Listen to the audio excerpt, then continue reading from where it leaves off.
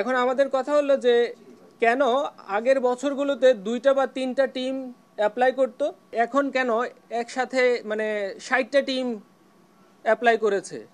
অভিযোগটির মূল বিষয় ছিল বাংলাদেশ ক্রিকেট বোর্ডে বিভিন্ন ক্রিকেট লিগের বাছাই প্রক্রিয়ায় দুর্নীতির মাধ্যমে অবৈধ অর্থ অর্জন সহ নানাবিধ দুর্নীতি এবং অনিয়মের অভিযোগের প্রেক্ষিতে আজকের মূলত এই এনফোর্সমেন্ট অভিযানটি।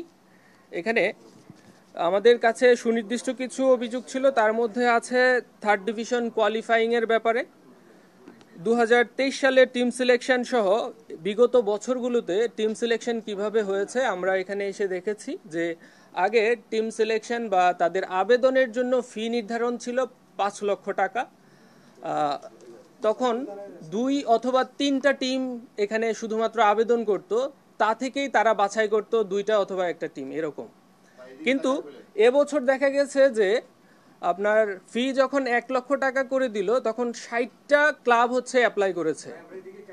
এখন আমাদের কথা হলো যে কেন আগের বছরগুলোতে 2টা বা 3টা টিম অ্যাপ্লাই করত ক্লাব কোয়ালিফাইং এর জন্য, আর এখন কেন একসাথে 60টা টিম অ্যাপ্লাই করেছে।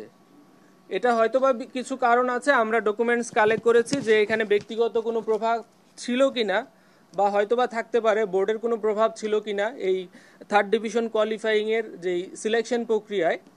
এবং বেশ কিছু ক্রাইটেরিয়া ছিল যেগুলো আসলে পাড়া মহল্লার যেই ক্লাবগুলো আছে তাদের পক্ষে এগুলো মিট আপ করা সম্ভবও ছিল না। এই জিনিসগুলো আমরা একটু যাচাই বাছাই করে দেখব।